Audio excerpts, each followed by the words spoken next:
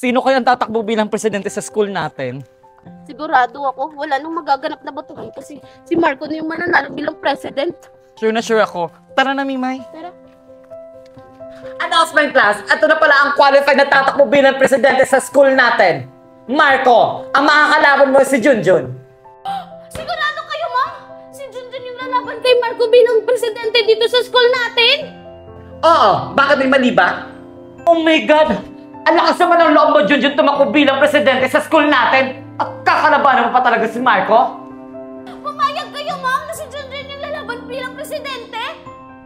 Eh bakit naman hindi? Eh lahat naman kayo, pwede kayo maging presidente. Yun nga lang, sila lang ang qualified dahil matataas yung grades nila. Kinakalaban mo talaga ako, Junjun. Kumanda ka sa akin. Ang lakas naman ng loob mo para kalabanin ako.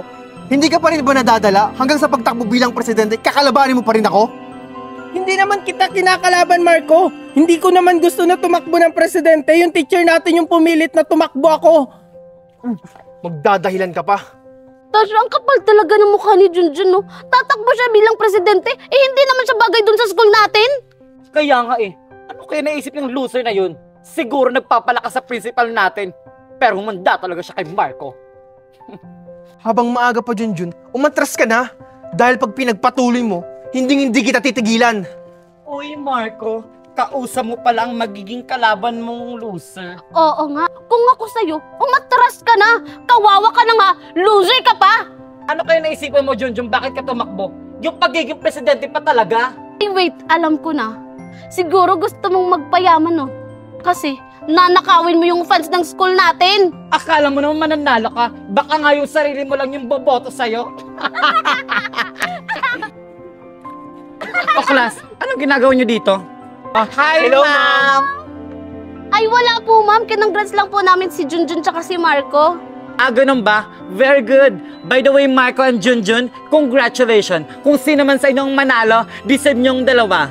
Sige na. Bye! Uy, si Junjun kinongratulate ni ma'am. Uy, baka lumaki na naman yung ulo mo. Tapos na ba kayo? Pwede na ba akong umalis? Aba, huwag na Marco. Mag-coffee na lang tayo. Balita ko anak, ikaw din tatakbo bilang presidente sa school nyo. Oo, mami. Kaso, si Marco po yung kalaban ko. Sigurado akong hindi ako mananalo dun. Ano? Si Marco yung makakalaban mo? Ano ka ba anak? Huwag ka naman nega. Think positive lang. Sigurado ako na ikaw yung mananalo. Bahala na po, mami. Alam mo naman yun si Marco.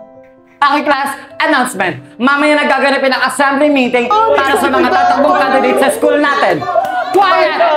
Marco, Junjun, sumunod kayo sa akin dahil kakausapin kayo ng principal. O, pasok.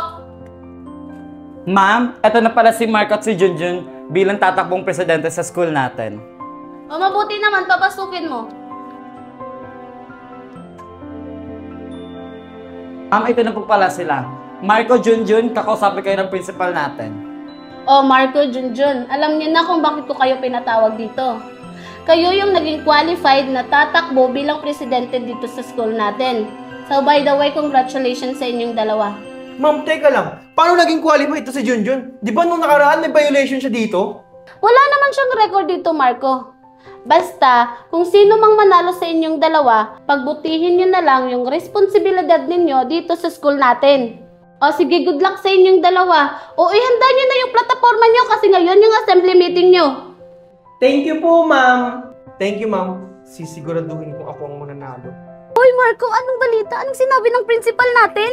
Wala naman. Kinongrats lang kami. Pwede ba akong humingi ng favor sa inyo? Oo naman Marco, ano ba yun? May plano ako. Kailangan hindi maka-attend si Junjun sa assembly meeting para hindi siya makapagsalita sa stage. Perfect, ang ganda na! Ano ba yung plano mo Marco?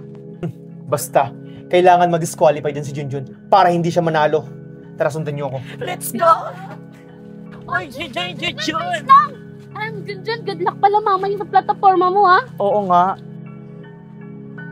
Salamat sa inyo, Tasha at Mimay. Eto nga sinasaulo ko na yung mga sasabihin ko. Talaga ba, Junjun? Junjun, pwede mo ba kami samahan saglit? Oo nga. Pero okay lang, Junjun, kung ayaw mo kaming samahan. Baka kasi nakaka-istorbo kami sa iyo, eh. Hindi naman Mimay at Tasha. Saan ko ba kayo sasamahan? Inutusan kasi kami ni ma'am na pumunta ng stockroom, may kukunin daw. Kaso, parang di kaya namin ni Tasha. Hihingi sana kami ng tulong sa'yo. Sure Mimay, ngayon na ba? Oo, ngayon. Asinaw na!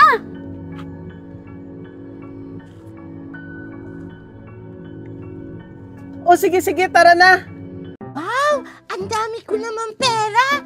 Aayusin ko muna yung mga paninda ko para may bibili.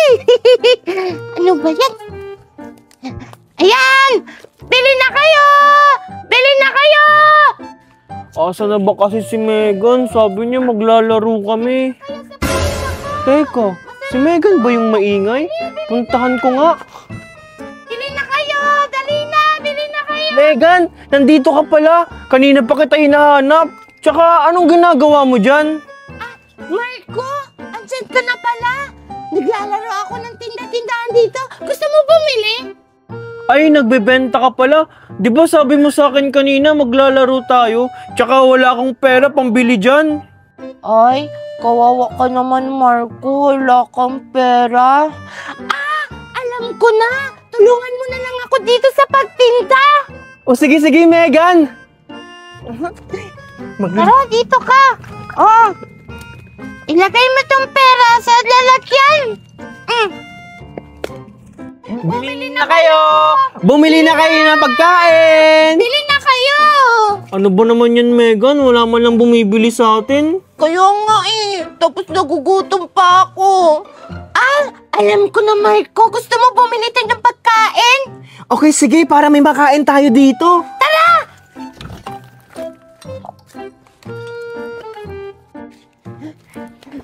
Wow! Pabili po! Pabili! Pabili po! Pabili kami ng pagkain! Kakapagod talaga magtinda. Ano naman yan? Kakatapos na bumitas, meron na naman! Pabili po. Pabili! Ano sa inyo? Di kayo makapagantay! Ano po? Bibili lang po kami nitong pagkain. Di ba, Marco? Kaya nga po, bibili lang po kami. Bibili na pala kayo, tapos ang iingay nyo! Ano ba bibili nyo? Yung tatlo po. Uubusan nyo pala yung paninda ko. Ba't di nyo agad sinabi? O, ito. Wow! Thank you, Aling Valerie! Pagkain na tayo, Marco! Asan yung bayad nyo? Oo nga pala, Megan. Oh, ikaw na bahala magbayad sa kanya. Ako na bahala dito, Marco. Ito na pa, Aling Valerie! Ano ta? Takbo, Marco! Walang kaya mga bata kayo! Pinagkahisaan nyo na naman ako!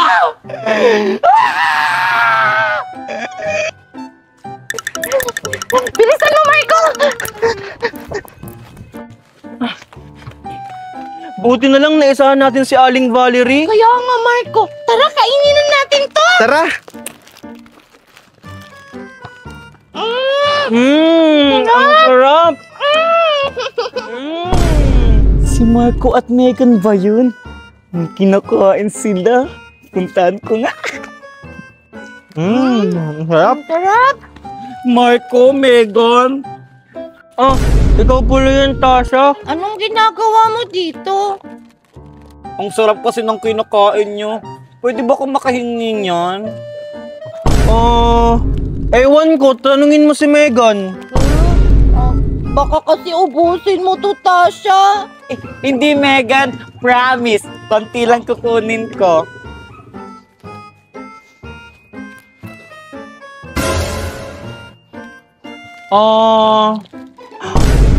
Megan, si Aling Valerie. Tasha, sa'yo na to. Wow! Totoo ba to, Megan at Marco? Busakin na ba talaga to?